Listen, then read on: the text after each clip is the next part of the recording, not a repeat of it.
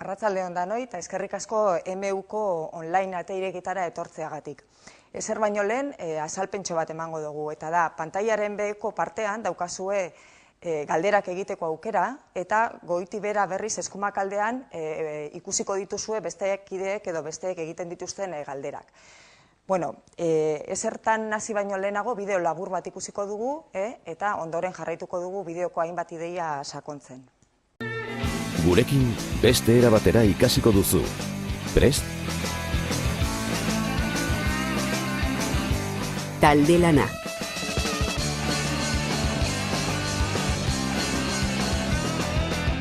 Guztien artean errazago.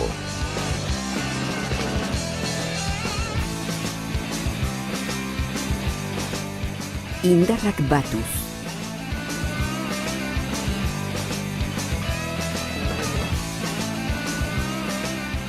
Besteengandik ikasi.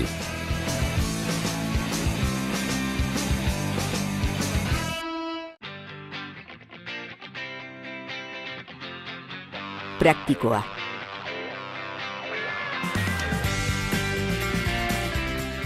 Proiektu errealak.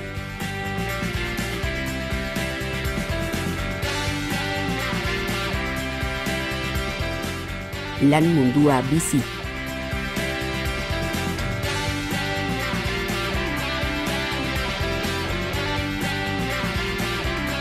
Learning by doing.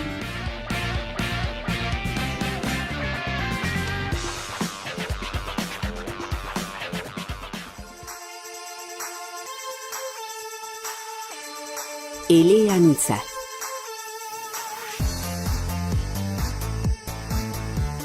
Ikasi euskaraz. Learn in English. Aprende en castellano. The world is here.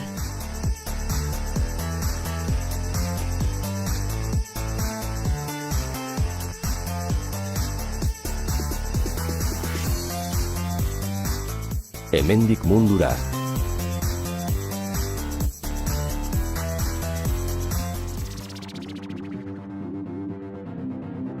Ikasten ikasiz.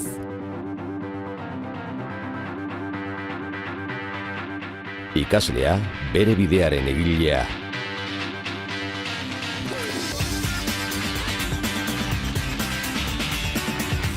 Erabakiak hartzeko gai.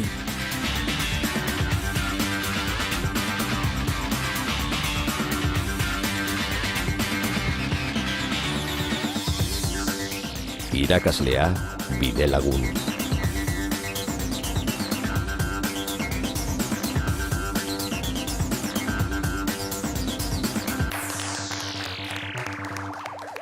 Bueno, bideoa ikusi ondoren egingo duguna izango da bideoan agertzen diren ideia batzuk eta ezaugarri batzutan sakondu egingo dugu. Orduan, zeintzuk dira nolabait Mondragon Unibertsitatea ezaugarritzen dituzten ezaugarriak, ero zeintzuk dira gure izaeraren ero gure identitatearen ikurrak. Lehenengo ikurra, ero lehenengo identitate ikurra da nolabait garela unibertsitate kooperatibo bat. Daukagu kooperatiba izaera, eta kooperatiba izaera hori eukitzearen ondorioetako bat adibidez da Mondragon Korporazioko kide garela. Mondragon Korporazioko kide izateak berarekin dakartza baita ere aldi berean nolabait hainbat printzipio, esate baterako lankidetza, partaidetza, elkartasuna, nolabait direla gure ikur eta ahalegintzen gara kooperatiba moduan balio hauek nolabait praktikara eramaten. Eta baita ere gurekin ikasten duten ikasleei nolabait balio hauek transmititzen ahalegintzen gara. Kooperatiba izaera horretatik baita dator nolabait kokatuta gauden lekuarekiko edo daukagun konpromisoa, daukagun gizarte erantzukizuna eta daukagun ardura. Orduan, izaera kooperatiboa beraz lehenengo gure ezaugarria. Gure bigarren ezaugarria da unibertsitate berritzaile bat garela. Eta, kontziente gara berritzaileak direla aldarrikatzen dutela erakunde eta enpresa desberdinek, baina nolabait guk hau badaukagu arrazoitzeko bide bat, eta da ezer baino lehen gai izan garela gizarteak dituen eskaerei eta beharrei aurre hartzeko. Eta hortik abiatuz, hain zuzen ere, sortu ditugu nolabait titulazio berriak. Donostian gastronomi zientzien fakultatea, sortu berri ditugun ingenieritza berriak, ere ikusentzunezko komunikazioa, ere enpresagintzaren esparruan adibidez, lehen izeneko gradua. Horren ondorio baita ere egin dugu ahalegin bat, nolabait gure instalakuntzak eta gure eraikinak ere behar horietara nolabait egokitzeko. Eta badaukagunez hezkuntza eredu propio bat, hezkuntza eredu propio hori ere gauzatzeko ezinbestekoak izan dira egin ditugun ahaleginak eraikinen inguruan eta abar. Eta nolabait azkenengo eta hirugarren ezaugarri moduan daukaguna da garela unibertsitate bat lan mundutik gertu dagoen, ezta? Aipatu dugun moduan, gara kooperatiba taldeko parte, baina ez bakarrik hori, beste hainbat erakunde eta enpresekin ere badaukagu hartu eman estua. Eta nolabait gure bokazioa beti izan da ikasketak egon daitezela bideratuta apur bat, gero ikasleak lan munduan aurkituko dituzten arazo eta beharrei erantzun bat emateko. Beraz, gure ikasketen ezaugarrietako bada oso ikasketa praktikoak direla. Beti izan da, eta orain inoiz baino gehiago, nolabait ikasketak lana egiteko aukerarekin uztartzea ere gure helburu, ezta? Orduan, ahalegintzen gara ikasleei ere nolabait aukera hori eskaintzen. Eta, nolabait lan mundutik gertu egote honekin baita ere badaukagu orientazio zerbitzu bat, nahi izaten dugulako ikasleak ere bideratzea eta laguntzea nolabait gero aurkituko dituzten, ero izango dituzten hainbat kezketara. Eta azkenengo puntu moduan, eta oso puntu importantea da guretzat, da oso enplegagarritasun maila altua daukagula. Hau da, Eusko Jaurlaritzako datuak diote, eta ez dira gure datuak, nolabait datu ofizialak eta publikoak dira, Mondragon Unibertsitatean ikasten duten ikasleek badaukatela eta oso emaitza onak ematen dituztela, oso ondo enkajatzen dutelako eta bukatzen dutelako ikasi duten horrekin erlazioa daukaten lanak egiten, ez?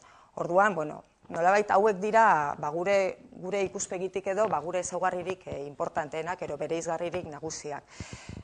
Galdetuko dozue, eta Mondragon Unibertsitatean zer ikasi daiteke, ezta? Orduan, gure ezagutza arloak, ero fokatuta gauden ezagutza arloak dira alde batetik ingenieritzak, enpresen kudeaketarekin zerikusia daukaten ikasketak, ekintzailetasunarekin, hezkuntza, komunikazioa eta gastronomia zientziak. Horiek dira nolabait gure ezagutza arloak, ez? Eta gero, non gauden kokatuta, esan behar da, gaudela nagusiki Gipuzkoan kokatuta, baina Bilbon ere gaudela. Orduan, esate baterako, ingenieritzen ezagutza arloa daukagu Arrasaten, Goierrin eta Donostialdean. Eta bertan eskaintzen diren ingenieritza motak dira mekanikako ingenieritza, industria diseinuko eta produktu garapeneko ingenieritza, industria antolakuntzako ingenieritza, industria elektronikako ingenieritza, informatikako ingenieritza, telekomunikazio sistemen ingenieritza, gradu bikoitza, informatika ingenieritza eta telekomunikazio sistemen ingenieritza, energiaren ingenieritza, prozesu industrialetako ekoteknologien ingenieritza eta ingenieritza biomedikoa. Eta, esan gabe doa, nolabait, ikasketa guztietan eta titulazio guztietan daukagula unibertsitaten masterrak egiteko aukera, nolabait ikasketa horietan sakondu nahi duen ikaslearentzat. Enpresen kudeaketa eta ekintzailetasuna lantzen dira Oñatin, Irunen eta Bilbon. Hortik aparte, baditugu laborategiak Madrilen, Bartzelonan eta Holandan. Eta nolabait esparru hauetan eskaintzen diren titulazioak dira enpresa administrazio eta zuzendaritza eta lidergo ekintzailea eta berrikuntza. Gero, hezkuntza eta komunikazioa lantzen ditugu Eskoriatzan eta Aretxabaletan, eta kasu honetan 3 titulazio ditugu, ikusentzunezko komunikazioa batetik, aurrezkuntza eta lehen hezkuntza, ez alde batetik. Eta gastronomi zientzien fakultatea daukagu Donostian. Eta kasu honetan graduko ikasketa horiek gastronomia eta sukaldaritza arteak izendapena jasotzen dute. Jarraituz, azpimarratu nahiko genuke baita Mondragon Unibertsitateak oso garbi duela eta gero eta gehiago gainera nolabait ikaslei aukera eskaini behar zaiela atzerrira joateko. Bai hizkuntze konpetentziak lantzeko eta bai bestela ere atzerrian egoteak eskaintzen duen garapenagatik. Eta horretarako formula desberdinak eskaintzen ditu Mondragon Unibertsitateak. Proiektuak egin daitezke atzerrian, diploma bikoitzaren aukera dago, egonaldiak edo praktikak egiteko aukera daukagu. Eta gero beste alde batetik, galdetuko dozue, nolabait ikasketa bukatu eta gero zer, ezta? Eta, kasu horretan, aipatu berri dugun moduan, ikasten jarraitzea da aukeretako bat, unibertsitate masterrak eginez, aukera dago jakina pertsona bakoitzak, ikasle bakoitzak ikasi duen horretan lan egiteko, eta guretzat oso importantea den beste hirugarrena da, nolabait ekintzailetasuna bultzatzen dugun neurrian, ikasleak izan dezala nolabait bere enpresa propioa sortzeko ekimena, eta alde horretatik ere unibertsitateak ahalik eta errestasun eta informazio guztia eta babes guztia eskaintzen du. Eta bukatzeko, jakin badakigunez, unibertsitatea ez dela bakarrik kurrikuluna ikasteko eta bizitza akademikoa gauzatzeko esparru bat, garrantzia ematen diogu baita unibertsitatea bizitzeari. Eta horretarako nolabait bultzatzen ditugu, animatzen ditugu ikasleak parte har dezaten unibertsitateak dituen organo desberdinetan, edo kirol jarduerak ere baditugu, eta bukatzeko fakultate bakoitzak badauzka ikasle taldeak nolabait eskaintzen dutenak baita ere aktibidade akademikoaz aparte beste hainbat ekintzetan parte hartzeko aukera. Besterik gabe, beraz, eskerrik asko azalpena entzuteagatik. Eta orain pasatuko gara galde erantzunen txandara.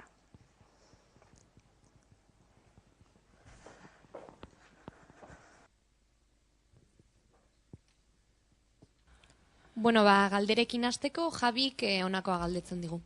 Ikusentzunezko komunikazio ikastekoetan nabil, eta atzerrira barkatu joateko aukeretan nago interesatuta. Zein da kanpora joateko eman behar ditudan pausoak? Arazoren bat gertatuz gero zer gertatuko litzaidake?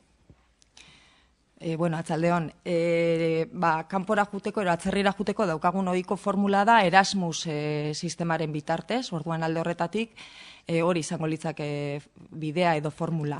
Hor, printzipioz, beste gabe eskatzen duguna da, edo alegintzen garena da, espediente duin xamarra eukitzen, eta, por supuesto, dagokion herrialdeko hizkuntza ere menderatzea eskatzen dugu, ez? Eta, printzipioz, arazoei dagokionez, nik uste dut, segun ze arazo mota ere den, ez? Segun ze arazo mota den, erantzuna desberdina da, orduan galdera orokorra denez, ez dakit oso ondo zer izan, eskerrik asko. Urrengo galdera Jaimerena da. Honakoa dio. Aretxabaletako fakultatean plato bat izango zela aipatu zidaten ezagun batzuek, baina hala moduz dagoela. Telebista ikusentzunezko graduaren oinarrietako bat dela jakinda, nola egiten dira horrelako lanak? Hor honena zintzotasunez erantzutea da, ezta? Guk garbi daukaguna da, hasieratik platoa bazela guretzat elementu importante bat, baina garbi dago, gero krisia etorri dela, eta alde horretatik ezin danean ezin da. Eta printzipioz, konstiente izanik oso importantea dela platoa, moldatzen gara, eta nik uste alde horretatik estalita daukagula goienarekin nolabait behar hori asetzeko aukera. Orduan, ideala litzake fakultateak eukitzea platoa, baina, zailtasun ekonomikoak direla eta ez da horrela, ez? Baina goienarekin estaltzen dugu. Urrengo galdera Jonena. Noiz izango dira lehen hezkuntzako ate irekiak? Eskerrik asko. Atzaldeon, lehen hezkuntzako lehenengoko ate irekiak otsaiak 8an izango dira, larun bata da, eta goizeko 11etan izango dira. Horren ondoren martxoan, apirilean eta maiatzean baita ere egongo dira beste saio batzuk. Urrengo galdera ez direna. Kaixo, dudak dauzkat eta gustatuko litzaidake jakitea, ea bigarren mailan energiaren ingenieritzatik ekoteknologiara pasatzea posible den ala ez. Arratzaldeon bai, posible da. Bi ingenieritza hauek emoten dira gune berdinean eta daz diseinauta gainera oso antzerako. Orduan, lehengo mailan, 12 ikasgaitik, 10 ikasgai berdintxoa dira, eta kompetentzia bai nahiko berdina dira. Orduan, bigarren mailara hori posible da, ikasgai batzuk berriro egin barko ziren, baina bai oso posible da. Nerearen galdera jarraian. Ze aukera daude gradu bat ordaintzeko? Zatika ordaintzeko aukerarik aldago? Bai, Nerea, matrikula egiten danean, ordaintzen da 120 bat. Eta orduan, aukiko denuen ordainketak egiteko, edo baten egitea, matrikula egiten dugunean baten egitea, edo bestela 3 edo bestela 8. Orduan, bakotxak egokitu egiten du ordainketa epeak. Honakoa galdetzen du Mariak. Irungo kampusean AD delakoa euskaraz egiterik aldago? Kaixo Maria, atzaldeon. Bai, posible da ade bidasoan euskera zitea. Berez bertan bi ibilbide dauz, bata erderazkoa eta bestea euskerazkoa, eta ala nahi izan ezkeo, bai indezakezu euskeraz.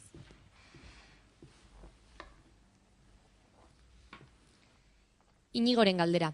Ba aldago industria diseinuko ingenieritzarako gradua egiteko nota minimorik? Kaixo Inigo, printzipioz, azkeneko urtetan ez dugu izan jarri beharra. Normalian egiten dana da inskripzioan kopuruak eta behiratu, taldeen arabera, eta kasu honetan jartzen dira martxan bi talde, 40 personakoak talde bakoitzean, eta azkeneko urtetan ez dugu jarri behar izan.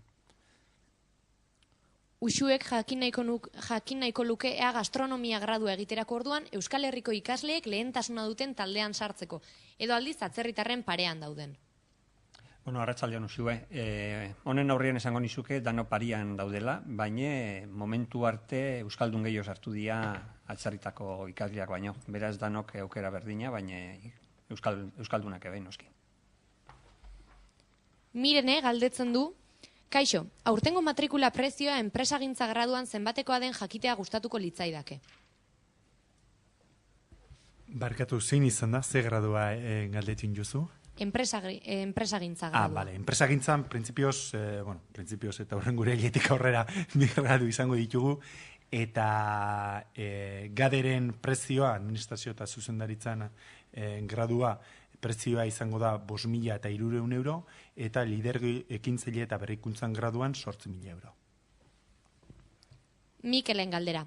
Arratsaldeon, gastronomia gradua zein hizkuntzatan ematen da? Mila esker. Bueno, Mikel, gastronomia gradua ematen da bi hizkuntzetan, espainolez eta inglesez. Azten gea lehoko kursuan batez ere espainolez ematen, baina gero eta gehiago kursos aurrea dijoazten ala, inglesa sartzen da. Ez asignatura bezala, baizik eta ikasgaiak inglesez eman da. Joneren galdera. Kaixo, publizitate ikasketak bukatu nituen iaz, eta orain, iko egin nahiko nuke. Lehen mailan matrikulatu beharko nuke edo aldiz kurtsoren bat konbalidatuta edukiko nuke? Mila esker. Atzaldeon, nik esango nuke begiratu beharko ginukela kursoz kurso eta egin beharko ginukela asko azterketa zehatzagoa. Ez dago esaterik kurtso oso bat konbalidatzen dan, bezik eta egin beharko lirak ikusi ze materia diren eman dituzunak publizitatea ikasi duzunean eta zeintzuk dauden momentu honetan ikon eta horren arabera ikusiko ginuke zein konbalidatzen dan. Iratik galdetzen du. Heziketa ziklo bat nabil ikasten. Honek sarrera emango dit informatikako gradura? Kaixo Irati, bai, gradu guztiak dauki bi sarbide. Bata da batxillergotik eta bestetik goi mailako heziketak ziklotik. Orduan posible izango zen, informatika goi mailako heziketa ziklotik.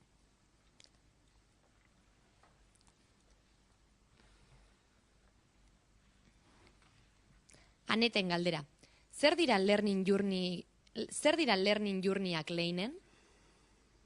Kaixo Anet, atzaldeon, izenak ondo esaten duen bezala, eta suposatzen da zure ingelesa maila oso nahi izango delako. Learning journeyak dira urtero egiten dian bidaiak. Baina kasu honetan bidaiak ez da izaten unibertsitate batea, Erasmus programa egiten dan bezala, baizik eta egiten dana da nazio ezberdinetara jun eta bertako ekosistema ezagutzea jun. Lehenengo mailan Finlandiera juten dira eta bertan ezagutzen dutena da bertako ekintzailetasun sistema, bigarren mailan San Franciscoa eta bertan Silicon Valley inguruan dauzen ekintzailekin egoteko aukera izaten dute, eta hirugarren mailan Txina eta Indiara juten dira eta bertan ikasten dutena da merkatu berri hauek eta azten ari dian merkatu hauek ze aukerak ematen dituzten etorkizunean proiektuak garatzeko. Agurtzanek galdetzen digu, ea graduetako ordutegiak eta egutegiak jakiterik ba aldagoen.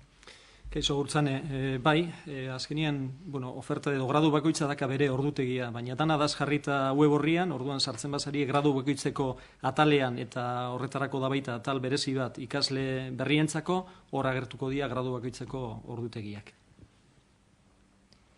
Ibonen galdera, datorren urtean biomedikuntzako ikasketak egin nahi ditut. Ze beka daude?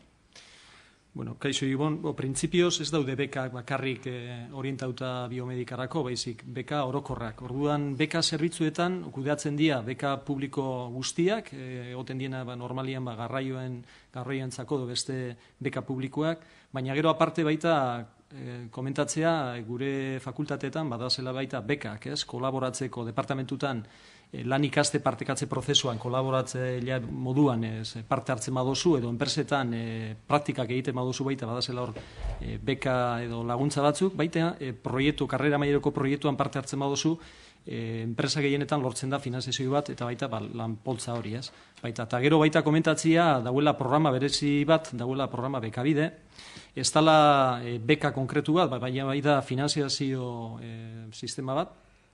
Sistema hori geuria da, ez du parte hartzen ez bankoik edo entidade finanzia horik, eta honekin egiten dena die azkenian ordainketak edo epeak pizka moldatu bakoitzaren egoerara, ez? Orduan, horre parte hartzen dute gutxi gora bera 90 ikasle edo gutxi igual fakultate bakoitzean, eta egia da programa oso interesantia dela.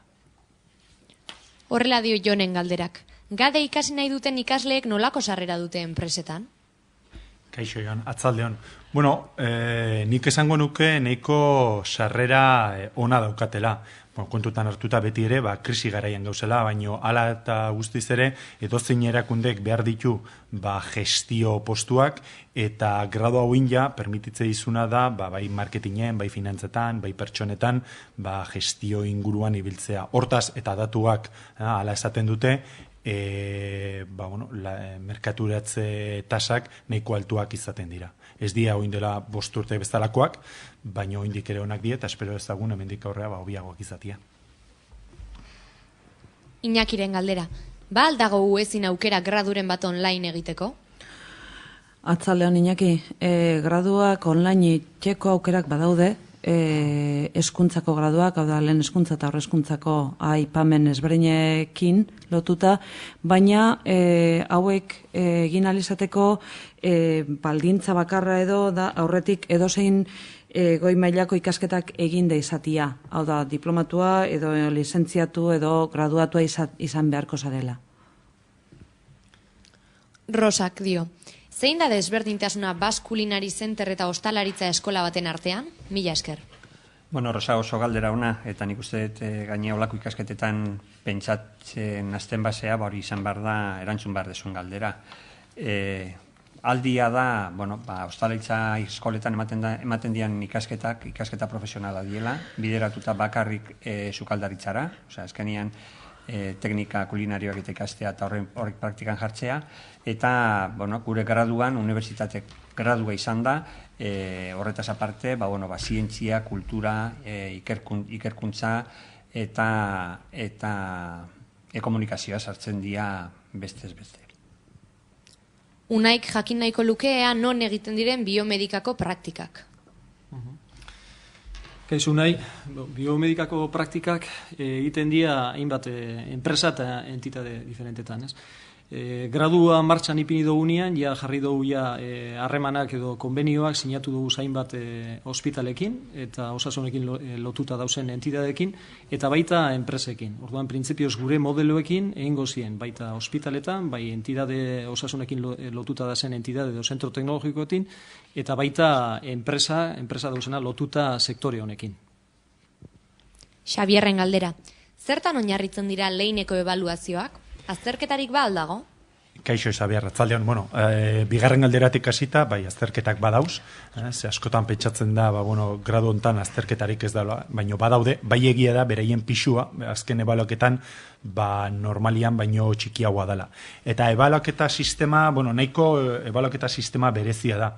Ni hor gonbidatuko nizuke, gure ateireketara etortzea, eta bertako titulazioko irakasle eta ikasleek oso ondo argituko dizkizue, ze ebaluazio frogak erabiltzen dian. Seguro, harritu ingo dizutela.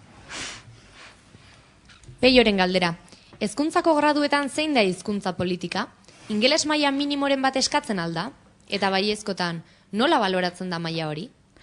Atzaldeon, Peio. Bueno, hezkuntzako graduetan, ingleseko maila edo hizkuntza politika gure gradu guztietan edo emeuko hezkuntza proiektuan, proiektu eleanitza da. Hau da, 3 hizkuntzak edo 3 hizkuntzetan erakusten ditugu edo gure plangintza aurrera erueten dugula, euskeraz, gazteleraz eta ingelesez. Ingleseko maila beharrezkoa, bai, gu ziurtatzen duguna da, gradua bukatutakoan, lortuko duzula, edo gure asmoa bai da, lortzia, segun gradu bakoitzian maila ezberdina, baina B2-tik aurrera da, firsteko mailatik aurrera. Online egin behar baldin baduzu ikasketak, hor ja eskatzen da minimo B1 maila izatia. Bai, eta hori frogatzeko azterketa bat egin beharko zenuke hasieratik. Aroak honakoa jakin nahi du. Entzundet gade lehen mailatik praktikak egin daitezkeela. Hala alda? Kaixo, Aroa. Bai, hau da, aurrengo urtera begira gaden sartu deun berrikuntza bat, eta bai, zuk ondo esaten duzun bezuela, lehenengo mailatik nahi duten ikaslek, beti ere, beharrezkoa den froga pasatu ezkeo, hasiko dia praktikak iken otsailetik aurrera. Eta hortaz egongo lirateke 3 urte terdi, lehenengo mailatik erdialdetik hasita bukaera arte, nola bide tartekatzen alde batetik klaseak eta beste alde batetik enpresan esperientzia bat. Aitorren galdera. Egia alda datorren urtean informatika eta telekoseko gradu bikoitza ikasteko aukera dagoela? 2 tituluak lortzen aldira eta zenbat urtean? Kaixo, Aitor, bai egia da planteamentu bat azkenian, bai informatika, bai telekomunikazioko graduan harreman handia daude, 2 titulu hauen artean, parte batetik lehenengo eta bigarren mailako ikasgai eta kompetentzia ia 180 berdina dia, eta orduan induguna da programazio bat lortzeko 5 urtetan 2 gradu hauek. Esan behar da, enpresetatik eta entitateetatik ikusten dela oso perfil egokia. Ze parte batetik informatikoak jorratzen dauri oso ondo informazio sistemako kompetentziak eta telekomunikazioko perfilakin, bai komunikazioko eta gaur egunian dauzen teknologiakin, lortzen da oso perfil egokia erantzuteko gaur egunian dauzen beharrak komunikazio eta informazioko sistemetan. Xabaten galdera orain. Kirolekintzei dagokienean zein talde edo kirol daude unibertsitatearen barruan? Atzaldeon, Xabat. Bueno, kirolekintzei dagokionez edo bizitza unibertsitarioaren inguruan guk esaten duguna. Batez beda ikasleen eskaeren arabera. Horren inguruan jarduera ezberdinak antolatzen dira. Hau da, alde batetik, bai antolatzen dira barne lehiaketak edo MU-ren arteko, kampus ezberdinen arteko edo fakultate ezberdinen arteko lehiaketak, gero horiek doiezela Euskal Herriko Unibertsitateen artekoetara eta gero estatu mailara.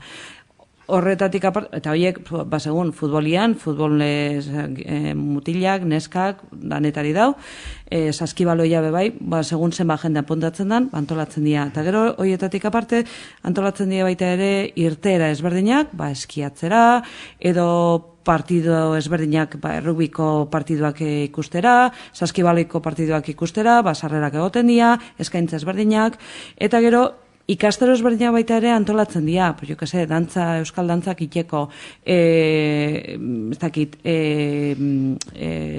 eskala da, horrelako eskaintzak egoten dira. Eneritzen galdera orain. Magisteritzako LH-ko diplomatua naiz. Jakin nahi nuke HH-ko gradu egina izan ez gero konbalidaziorik balegokeen. Eta klaseak derrigorrez presentzialak izaten diren. Atzaldeon, bai, diplomatua baldin bazara, gradua lortzeko aukera badau, webunean badaukotzu taula bat, nun agertzen dan zer da edo zenbat kreditu egin beharko zenituzken, eta ze planteamendu mota egiten dan kasu bakoitzerako, bai? Aukera badago LH-tik aurrezkuntzara pasatzeko. Eta hor baita ere aurkezten da edo azaltzen da zenbat denboran egin halko zenuken. Presentziala online da eta materia ezberdinen arabera presentzialitate minimo bat daukie, baina horrela. Mararen mezua ere iritsi zaigu galdetzen ea frogarik ba aldagoen enpresagintzako graduetara sartzeko. Kaixo, Mara, bai, printzipioz bi graduetan froga bat egongo da, bai lehinen eta bai gaden, eta froga hori ezinbesteko izango da noski gradoa egin ahal izateko. Informazio gehiago nahi izan ez geho, azken batean, frogaren inguruan, bai beti esaten dugu, ez da ikasin ber, azken batean ez da ezagutza froga bat, baizik eta hor neurtzen diena bat ez be, bat die, pixkat gaitasun eta jarrera kontu batzuk, eta honen inguruan informazio gehiago nahi izan ez geho, edo bai ateiriketara etorri eta bertan informazioa mango zaizu, edo bestela web horriaren bitartez jaso dezakezu informazioa. Markelen galdera. Mekanikako ingenieritza guztiz euskeraz alda? Kaixo, Markel. Gradu guztietan, ingenieritzako gradu guztietan hizkuntza modelo bat daukugu, jarrita. Eta modelo hau da, 160ko kredituak izeten dira euskeraz. 120 izeten da inglesez eta 120 izeten da gazteleraz. Orduan, modelo hau pizka planteamendua da kurso guztietan pizka bat egitea. Orduan, euskera izango zen 160 eta beste 20 eta 20 izango dira inglesa eta gaztelaniaz.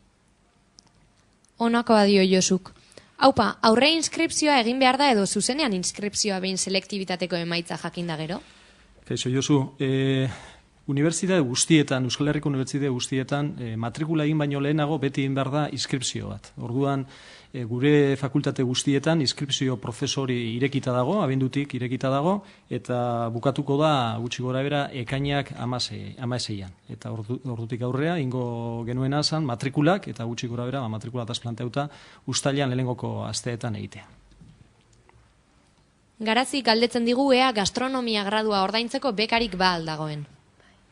Beka programa printzipioz MU-ko unibertsitate berdinakoa izango litzake, baina gero Baskolineiko fundazioak ere bere beka programa propioa daka, eta arduan, kondizio batzuk bete ezkero matrikula erdila lortu daiteke, bai.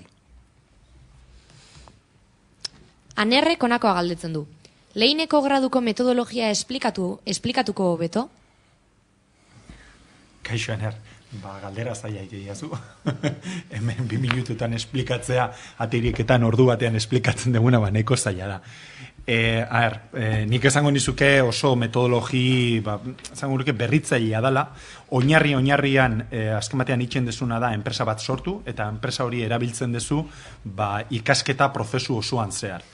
Gainera, enpresa hori gestionatzen duzu talde batean, eta talde hori da gradu osorako, beraz eukiko duzu hor talde bat zeinekin lan inbarko duzu, eta beste elementu importante bat izango litzateke bidaiak, azken batean urtero bidai bat itxen da herrialdez berdinetara.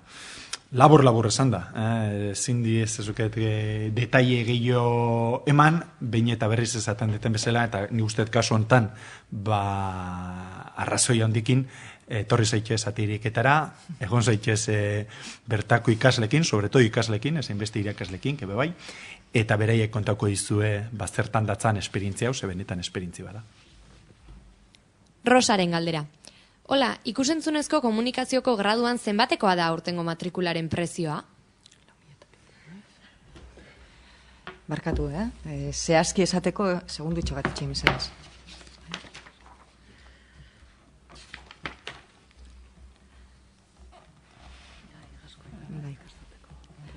Iazko ikasturteko prezioa emango dutzute, eta barkatu itxaroen arazteagatik. 4.969 eurokoa da, urte guztiko matrikularen prezioa. Jokintxok jakin nahi du ea non dauden lanean ikusentzunezko komunikazioko graduatuak. Zeintzuk dira lan irteerak? Nik esango nuke oso zabala dala, ezta? Ikasle bakoitzak aukeratzen duenaren arabera, badaude edabideetan lanean dabitzenak, badaude produktoretan dabitzenak, badago nolabait bere enpresa propioa sortu duenik, orduan nik uste ikasketak ere badirenez nolabait profil desberdinerako aukera ematen duten ikasketak, gero lanean ere esango nuke esparru desberdinetako enpresa edo erakundetan ari direla. Jokinen galdera. Enpresa administrazioan atzerrira joateko ze aukera daude? Kaixo, Jokin. Urrengo urtera begira, gaden bi ibilbide izango ditugu, esan dizu, lehen komentatu izan deten bezala, ibilbide bat izango da, pixkat enpresan esperientzia bat eukita, eta hor, kanpora juteko aukeria 3. mailan egongo da, eta beste ibilbidea izango da, pixkat tradizionalagoa den ibilbide akademikoa, eta hortan, planteatzen dana da, 3. da 4. mailan, Erasmus programaren bitartez kanpora juteko aukera izatea. Baita ere, karrera o gradua amaitzeko ikendan proiektua kanpoan egiteko aukera eduki dezakezue. Markelek honakoa galdetu digu. Donostialdeako kampusean egingo aldira ingenieritzako ate irekiak? Kaixo Markel, bai, printzipioz daude 3 ate ireki programauta, lehena izango da otsailak 1, 2. martxoak 27 eta 3. maiatzean 17. Orduan 3 ate ireki egongo dira, pizkat gune guztia eta hor dauen berrikuntza gune hori guztia pizkat azaltzeko, egongo dira 3 ate ireki hauek. Amaiaren galdera. Noiz amaitzen da aurre matrikula epea? Atzaldeon Amaia, aurre matrikulazio epia ekainak 16an bukatzen dau. Orduan, nahi dozunean, ni gomendatzen zaitut itxera. Itziarren galdera. Baskulinari zenterren dauden ikasleak non egin dituzte praktikak? Karrera erogradu honetan kanpoko praktikak fakultatean iaia egunero egite dituzte, baina kanpoko praktikak urtero ematen dira. Eta lehengoko kursuan adibidez, urte bakoitzeko hartze dituzten nivela frogatzeko noski.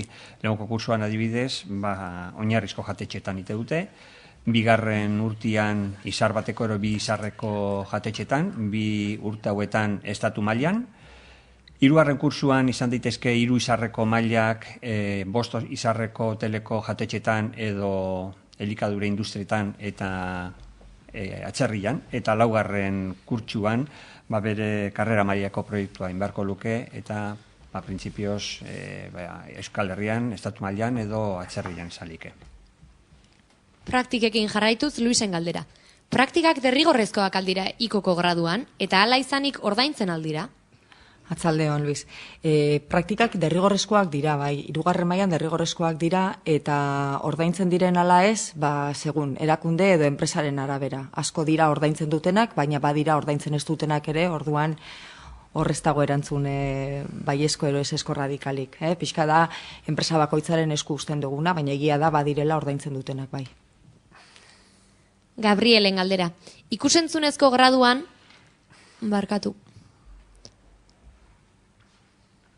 Ikusentzunezko graduan ze ingeles mailarekin ateratzen da ikaslea? Ingeleseko irakasleak dino B2rekin ateratzen direla. Kasu honetan ere, gure kasuan ere, hizkuntza politika, orain arte aipatu dan moduan nolabait progresiboa da. Baina hori izango litzake ingeles mailari dagokionez erantzuna. Susanaren galdera orain. Ama naiz eta nire semearentzat lidergo eta berrikuntza graduak ze irtera profesional dituen jakitea nahiko nuke. Kaixo, Susana, atzaldeon. Gradu hau berria da, Espaini mailan ez dago olako gradurik, orduan, oingoz, lehenengo promozio bat daukeu, eta ideia da, eta hola planteatuta dau, beraien irtera oso lotuta dau ekintzailetasunarekin eta beraz proiektu berrien sorrerarekin, eta impulsoarekin. Bai egia da, lehenengo promozioa, ikusi indeu, irtera ona eukidezakela, enpresen arlo edo funtzio innovatzailetan, esate baterako. Badaukeu ikasle batzuk lehin bukatu indutenak eta jundienak enpresa batekin merkatu berriak irekitzea bai estatu batuetara edo bai Txinara.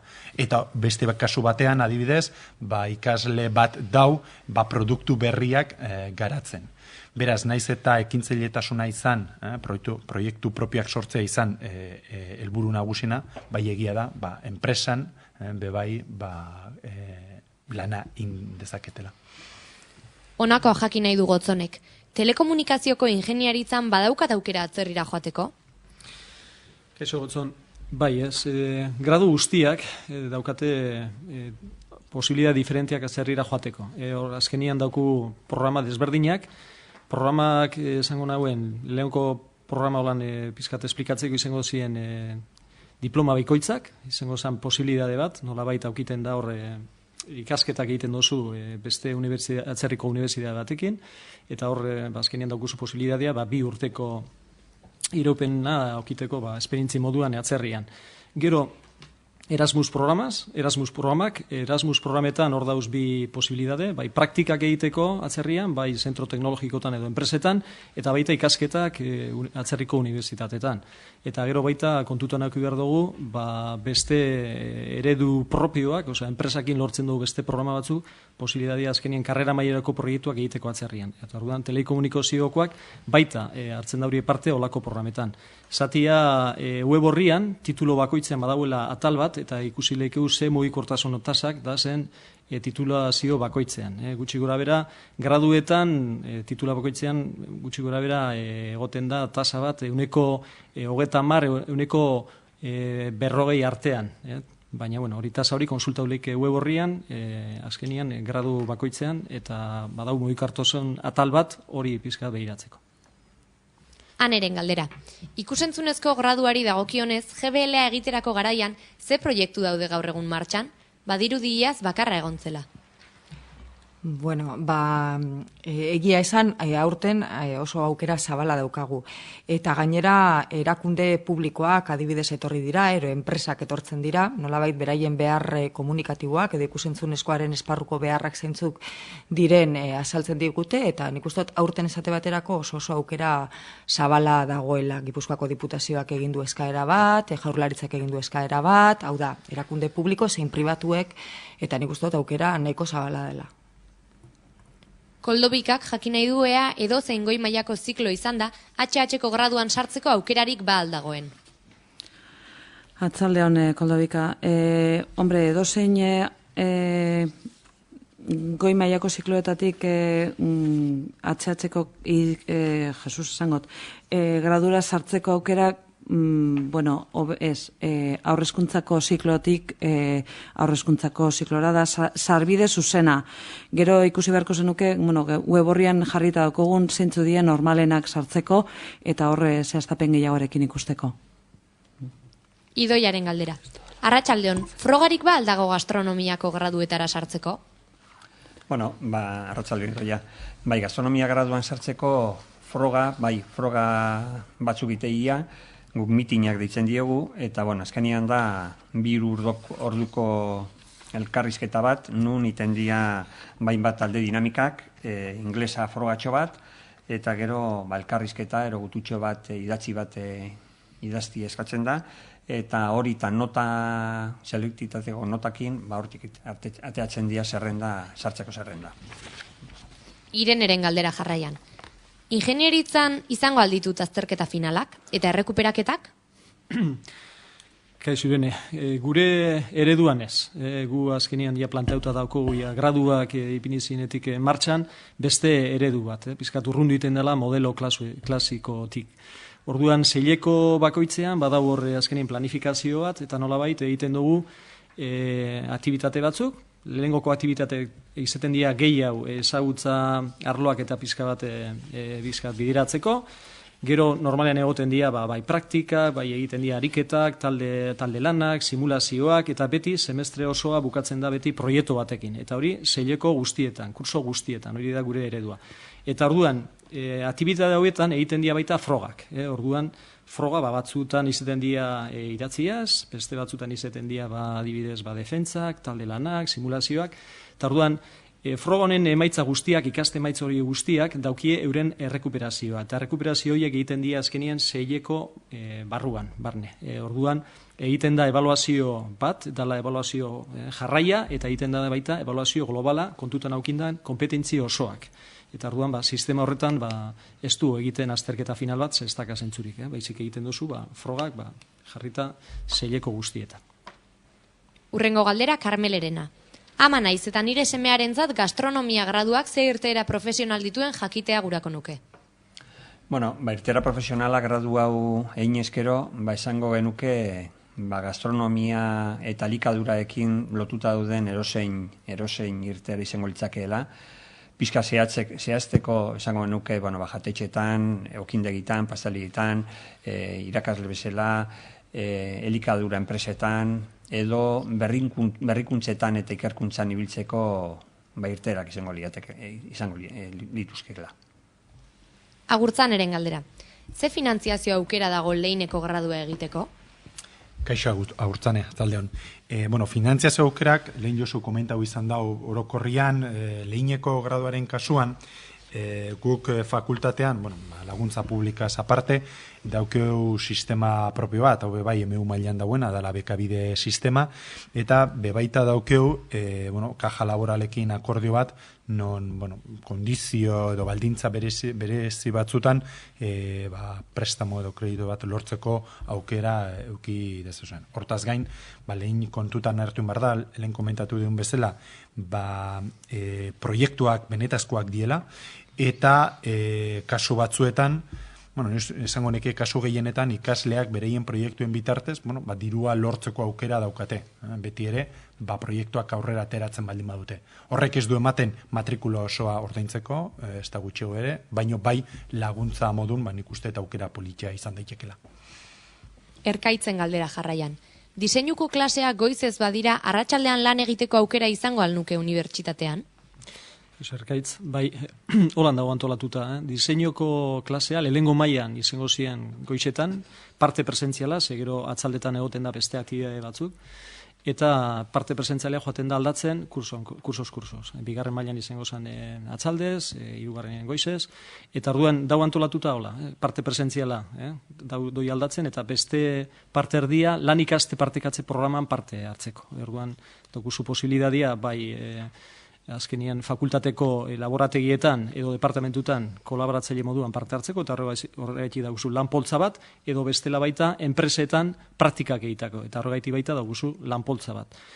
Zan behar da, lanpoltza hori gutxi gura bera, 500 euro eta piku euroen inguruan inbiliko dala, eta gainera ez da bakarrik arlo ekonomikoa, baizik dala baita esperientzi importante bat. Esperientzi hori gainera registrauta gelditzen da espediente akademikoan, eta hola non hartzen du azkenien Europako espazio eskuntzana, eta orduan iztot oso azkenien moldatzea edo gokitzea gure ordutegiak aktibidade hori bizkar bultzatzeko oso importantea da. Eta azken galdera Michelena izango da. Egin daiteke magisteritza ingeles hutsean? Eskerrik asko. Zaldeon. Ingelesez hutsean, lehen aipatu dugun moduan, gure hezkuntza eredua elean iztuna da. Orduan, geuria da euskeraz, gazteleraz eta ingelesez. Eta, magisteritza, aipamen berezi bat badago atzerriko hezkuntzan irakasle izateko, bai aurrezkuntzan eta bai lehen hezkuntzan, baina horrek eramango lauke, bai materia batzuk ingelesa izango zienak, baina beste guztia, batzuk euskeraz eta beste batzuk gazteleraz izango dira. Honekin bukatutzat emango ditugu gaurko ate irekiak euskaraz, besterik gabe jakin txatean erantzun gabe geratu diren galderak irubebikoitza.mondragon.edu/prest web atarian erantzungo direla aurrengo egunetan. Mila esker.